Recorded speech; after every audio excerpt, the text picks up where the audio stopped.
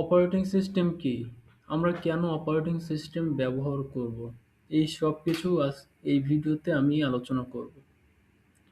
তো operating system হলো একটি সিস্টেম সফটওয়্যার যা ইউজার এবং কম্পিউটার হার্ডওয়্যারের মধ্যে ব্রিজ হিসেবে কাজ করে।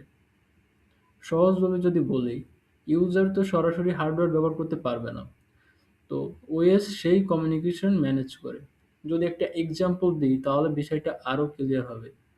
তুমি যখন মোবাইলে অ্যাপ চালাও, গান শোনো বা গেম খেলো, তখন ভেতরে কে সব কন্ট্রোল করে? এই যে সবকিছু কন্ট্রোল করে সেটাই হচ্ছে অপারেটিং সিস্টেম, যেটাকে আমরা শর্টকাটে বলি OS. OS stands for operating system.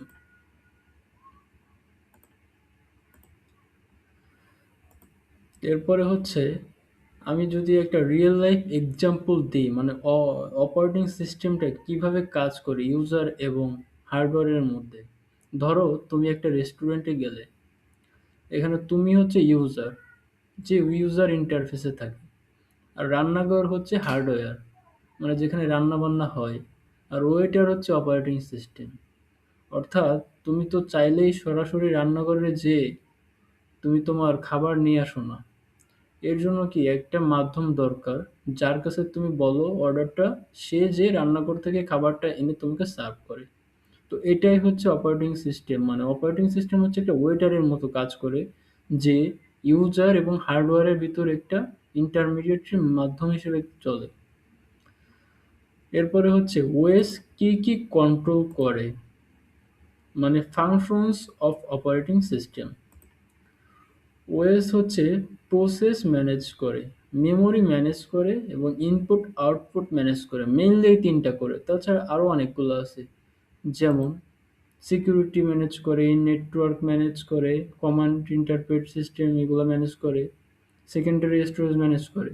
তো মেইনলি তিনটা করে হচ্ছে প্রসেস ম্যানেজ, মেমোরি ম্যানেজ এবং input output manage. Process manage বলতে কি বোঝায়? প্রোগ্রাম যখন রান হয় তখন প্রোগ্রাম রান করা এটাকে ম্যানেজ করে।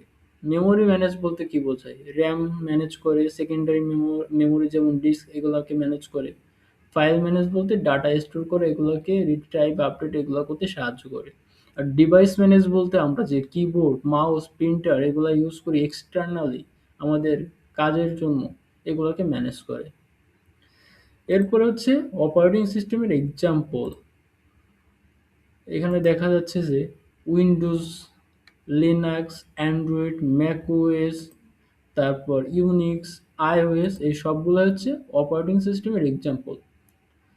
তুমি যখন যে মোবাইল বা পিসি ব্যবহার করছো, সেগুলোতেও অপারেটিং সিস্টেম আছে। এর কারণ তো আগেই বললাম, যেহেতু অপারেটিং সিস্টেম মাধ্যম হিসেবে কাজ করে, তো এগুলো তো ফান্ডামেন্টালি দরকার। হয় অপারেটিং সিস্টেম ইম্পর্টেন্ট, কারণ অপারেটিং সিস্টেম না থাকলে কম্পিউটার ইউজলেস হয়ে যাবে, হার্ডওয়্যার ব্যবহার করা ইম্পসিবল হয়ে যেত, আমাদের সব কিছু ম্যানুয়ালি কন্ট্রোল করতে হতো। অপারেটিং সিস্টেম আছে বিধায় আমরা সব কিছু ইউজার ইন্টারফেস থেকে করতে পারি। ব্যাক এন্ডে কী হয় এটা আমাদের দেখার ব্যাপার না, আমরা যখন ইনপুট দিই আউটপুট আমাদের প্রদান করে। কিন্তু যদি ওএস না থাকতো, আমাদের প্রত্যেকটা জিনিস কোড করে করে তারপর হার্ডওয়্যারের সাথে কানেক্ট করতে হতো, যেটা আসলেই টাফ এবং অসম্ভব। তাহলে সামারি কি দাঁড়ালো? অপারেটিং সিস্টেম হচ্ছে একটা সিস্টেম সফটওয়্যার। এটা ইউজার প্লাস হার্ডওয়্যারের মধ্যে ব্রিজ বা কানেকশন তৈরি করে, সব রিসোর্স কন্ট্রোল করে। আজ আমরা জানলাম অপারেটিং সিস্টেম কি। পরের ভিডিওতে আমরা দেখব আসলে কি কি কাজ করে, মানে ফাংশনস অফ অপারেটিং সিস্টেম।